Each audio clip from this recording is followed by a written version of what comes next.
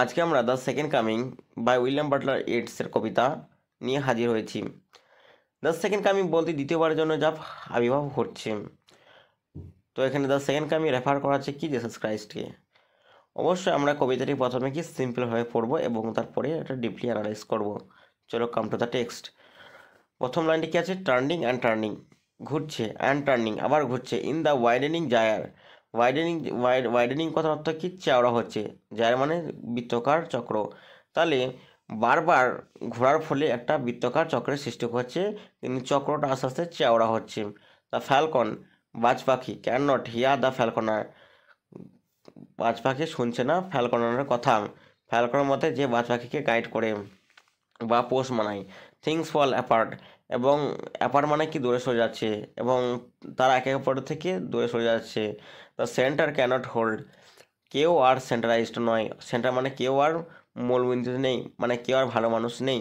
মেয়ার anarchy, নৃশংস, is লুজড, ছড়িয়ে পড়ছে, আপন দ্য ওয়ার্ল্ড, গোটা বিশ্বে। অ্যানার্কি মানে কি? নৃশংস। লুজড মানে কি? ছড়িয়ে পড়া। তাহলে নৃশংস ছড়িয়ে পড়ছে গোটা বিশ্বে। দ্য ব্লাড ডিম টাইড ইজ লুজড, ব্লাড মানে রক্ত, ডিম মানে আবছা, টাইড মানে কি? জোয়ার, ইজ লুজড মানে ছড়িয়ে পড়ছে, রক্তের যে জোয়ার সেটা ছড়িয়ে পড়ছে। অ্যান্ড এভরিওয়ার, সর্বত্রে। The ceremony of innocence is drawn, the ceremony of innocence বলতে এখানে যে দয়ার, মমতার, যে ভালোবাসা, যে গুণ, সেটা ইজ ড্রন, ড্রন মানে নিমজ্জিত হচ্ছে, সেটা নিচে নেমে যাচ্ছে। দ্য বেস্ট মানে ভালো মানুষ, ল্যাক অল কনভিকশন, ল্যাক মানে কি? অভাব দেখা যাচ্ছে, অল কনভিকশন মানে সমস্ত বিশ্বাসের। তাহলে সমস্ত বিশ্বাস কি? অভাব দেখা দিচ্ছে। While the worst are full of passionate intensity, the worst মানে কি? খারাপ মানুষদের কথা বলা হচ্ছে, আর ফুল অফ মানে পরিপূর্ণ, কিসে পরিপূর্ণ? Passionate intensity. প্যাশনেট মানে হচ্ছে প্রবল আবেগ, আর ইন্টেন্সিটি মানে প্রবল। তাহলে খারাপ মানুষদের মধ্যে প্রবল আবেগ কি হচ্ছে? পরিপূর্ণ হচ্ছে। Surely some revolution is at hand, সত্যি কিছু, সত্যি সত্যি কি কিছু প্রকাশ ঘটতে চলে যাচ্ছে। ই ইজ অ্যাট হ্যান্ড বলতে হাতকে বোঝানো হয়নি, হ্যান্ড বলতে এখানে খুব কাছে, অ্যাট হ্যান্ড বলতে খুব কাছে বোঝানো হয়েছে। রিভেলেশন মানে প্রকাশ পাচ্ছে, সত্যি কিছু প্রকাশ পেতে চলেছে। The surely the second coming is at hand, তো সত্যি সেকেন্ড কামিং কি হচ্ছে? ইজ অ্যাট হ্যান্ড, খুব কাছে। দ্য সেকেন্ড কামিং দ্বিতীয়বারের জন্য আবির্ভাব। Hardly are those words out, খুব কমই, হার্ডলি মানে খুব কম এখানে, আর ওয়ার্ডস আউট মানে কথা বলা, তাহলে খুব কমই এর ব্যাপারে কথা বলা যেতে পারে। হোয়েন এ ভাস্ট ইমেজ, যখন, ভাস্ট মানে কি? বিশাল, যখন একটা বিশাল ছবি কি প্রকাশ পাবে, কার? স্পিরিচুয়াস মান্ডি, ওয়ার্ল্ড স্পিরিটের কথা বলা হয়েছে এখানে, বিশ্ব আত্মার কথা বলা হয়েছে এখানে। ট্রাভেলস মাই সাইট, তো এটা দেখার মাত্র, এই ছবিটা দেখার মাত্র কবির কি হয়েছে? ট্রাভেলস হয়ে গেছে, অর্থাৎ সমস্যার সৃষ্টি হয়েছে। Somewhere in the sands of the desert a shape with lion body and the head of a man. Somewhere in the sands of desert, desert মানে মরুভূমি, তো মরুভূমিতে কি হচ্ছে? তার প্রকাশ পাচ্ছে। এ শেপ এবং উইথ লাইন বডি, এবং শরীরটা যেন কি? সিংহের মতো। স্পিচাস মানে শরীরটা কীরকম মতো? সিংহের মতো। And the head of a man, এবং মাথাটা কীরকম? মানুষের মতো। A gaze blank and pitiless as the sand, এবং তার যে চাহনি, গেজ ব্ল্যাঙ্ক মানে, গেজ মানে চাহনি, ব্ল্যাঙ্ক মানে কি? ফাঁকা, তার যে চাহনিটা কি? সেটা ফাঁকা। অ্যান্ড পিটিলেস অ্যাজ দ্য সান, কিন্তু আবার কি বলছে? যেন পিটিলেস মানে দয়াহীন, অ্যাজ দ্য সান সূর্যের মতো দয়াময়হীন তার চোখে চাহনি। অর্থাৎ এখানে ফিংস পাখির বর্ণনা দেওয়া হয়েছে এখানে। Is moving it slow thighs, এবং তার চলন বলন কীরকম? আস্তে আস্তে। While all about it reel shadows, reel shadow মানে কি? রিল মানে কি? ঝাঁকে ঝাঁকে, শ্যাডো মানে মানে যে ছায়া। অফ দ্য ইন্ডিগন্যান্ট কথা তো ক্ষুদ্র ক্ষুদ্র কথা বলা আছে। ডিজার্ভার্ড, ক্ষুদ্র মরুভূমির পাখিদের কথা বলা আছে। তাহলে ক্ষুদ্র মরুভূমির পাখিরা কী করে? তাকে দেখা মাত্র, অর্থাৎ স্পিচের মন্ডিকে দেখা মাত্রই তাদের মনের মধ্যে কি সমস্যা বা ক্যাওসের সৃষ্টি হয়েছে, ঝামেলার সৃষ্টি হয়েছে, এবং তারা কি উড়ে চলে যাচ্ছে ঝাঁকে ঝাঁকে। দ্য ডার্কনেস ড্রপ এগান, এবং কি অন্ধকারের অবসান ঘটলো। ড্রপ মানে কি? অবসান ঘটা। কিসের অবসান ঘটা? ডার্কনেসের অবসান ঘটলো।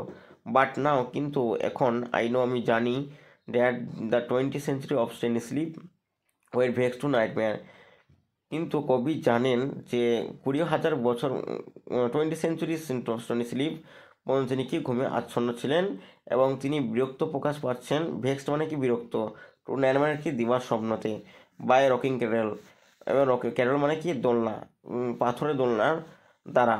অ্যান্ড হোয়াট রাব বিস্ট, কি অদ্ভুত প্রাণী। রাব বিস্ট মানে রাব মানে অদ্ভুত কথা বলা হয়েছে এখানে। রাব মানে কর্কশ না, এখানে রাব মানে অদ্ভুত, বিস্ট মানে এখানে পশু, তাহলে কি অদ্ভুত প্রাণী বা অদ্ভুত পশু। ইটস আওয়ার, এটা হচ্ছে সে সময়। কাম রাউন্ড অ্যাট লাস্ট, এটা সেই সময় বা এটা শেষের দিকে যখন তার প্রকাশ পাবে। স্লচস, স্লচেস টুয়ার্ডস বেথালহেম টু বি বর্ন। স্লচেস মানে কি যুবুথু ভাঁড়, মানে তারা হাঁটুনটা কি যুবুথু, মানে সে হাঁটছে না, হাঁটছে কোন দিকে, টুয়ার্ডস মানে কোন দিকে, টুয়ার্ডস মানে দিকে হচ্ছে বেথেলহ্যাম, বেথেলহ্যামের দিকে সে হাঁটছে। টু বি বর্ন যেখানে সে জন্মাবে, এখানে অর্থাৎ জেসাস ক্রাইস্টের জন্মের কথা বলা আছে।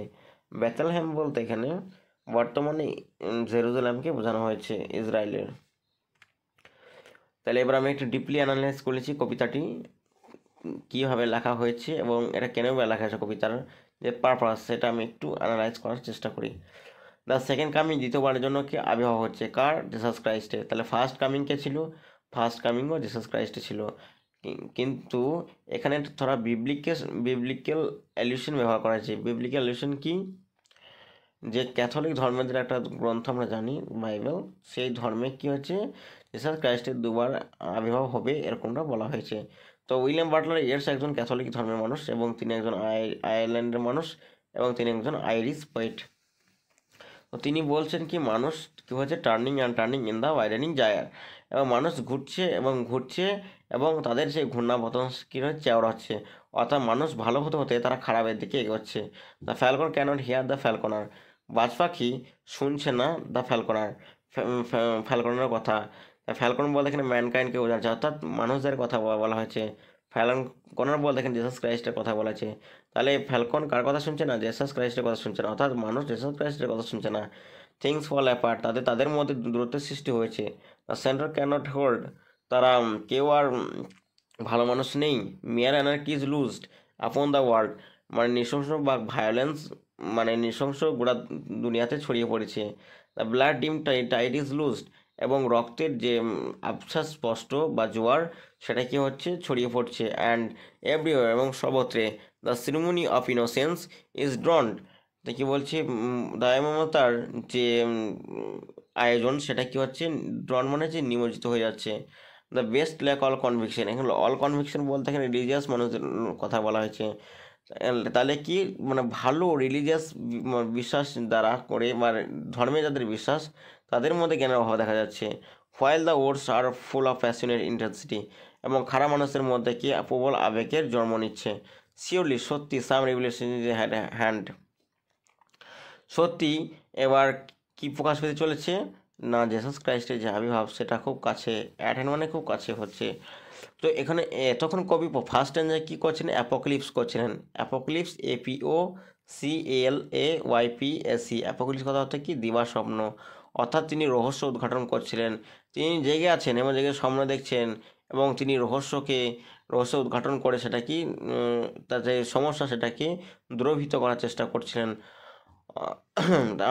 আমরা জানি অবশ্যই দ্য সেকেন্ড কামিং কবিতাটি প্রকাশ পাচ্ছে 1920 সালে দ্য ডায়াল নামক পত্রিকাতে, এবং যে সময় কবিতাটি প্রকাশ পাচ্ছে তখন কি প্রথম বিশ্বযুদ্ধ হয়ে গেছে 1914 সালে, মানে 1914 সালে প্রথম বিশ্বযুদ্ধ শুরু হয়েছিল।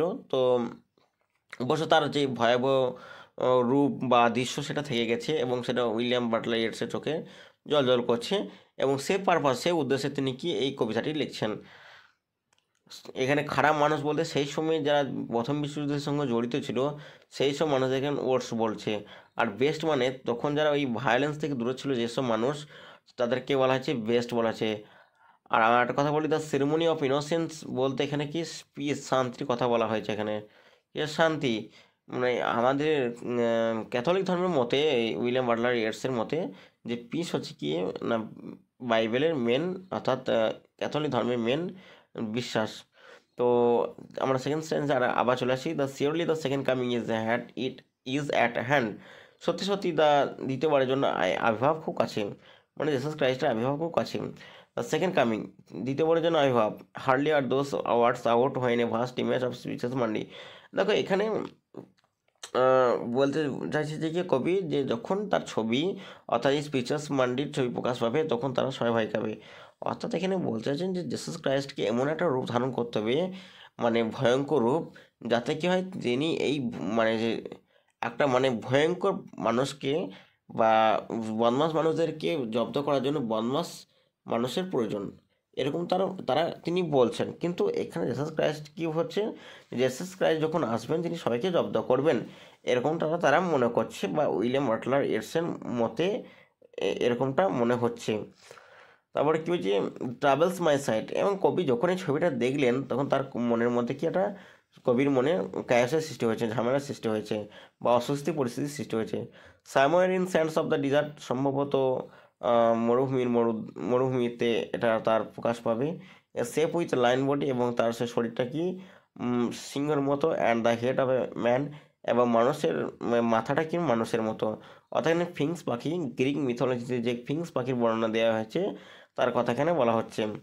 এ gaze blank and pitiless as the sun, এবং তার চাহনিটা কী হবে, ব্ল্যাঙ্ক এবং কি দয়াময়হীন, কার মতো, সূর্যের মতো, as the sun is moving it slow thighs, এবং সে হেঁটে চলে যাচ্ছে কোথায়, ইট স্লো থাই মানে সে আস্তে আস্তে হেঁটে চলে যাচ্ছে।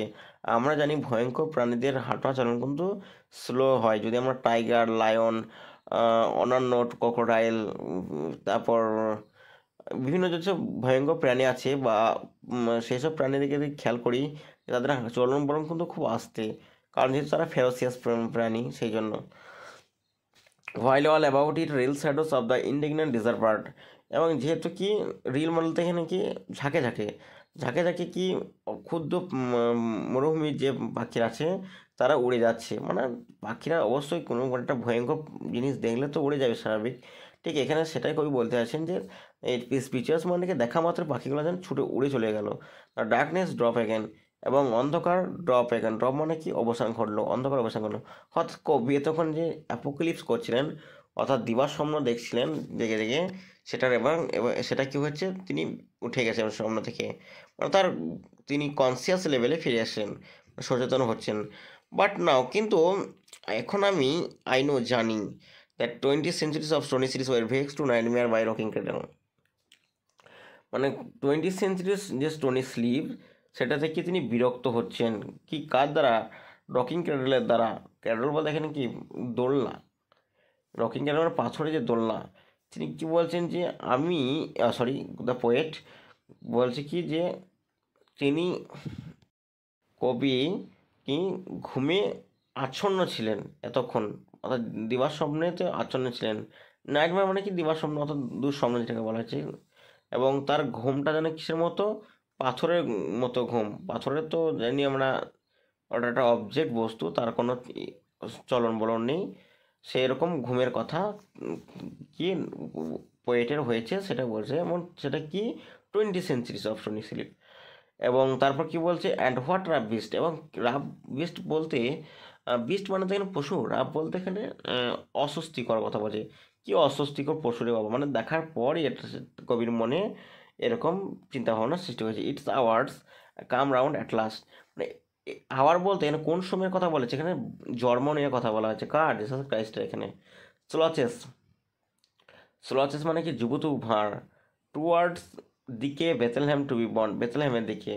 অর্থাৎ মানে এই যে প্রিচার্স মানে না, সে আসাতে কোন দিকে যাচ্ছে, বেথেলহ্যামের দিকে যাচ্ছে, যেখানে সে জন্মাবে আবার। কিন্তু বেথেলহ্যাম বলতে এখানে কাকে বোঝানো হয়েছে, সরি, বেথেলহ্যাম বলতে এখন বর্তমানে ইসরায়েলের জেরুজালেমকে বোঝানো হয়েছে। আমরা এই দুটো স্ট্যান্ডার্ড পড়ে এটা বুঝলাম যে কবি এই কবিতাটি উপস্থাপনা করছে এ উদ্দেশ্যে, যখন প্রথম বিশ্বযুদ্ধ হয়েছে এবং তার যে ভয়াবহ পরিস্থিতি, এবং সেটা থেকে মুক্ত পেতে তিনি এরকম একটা কবিতা উপস্থাপন করছে রিডারদের সামনে।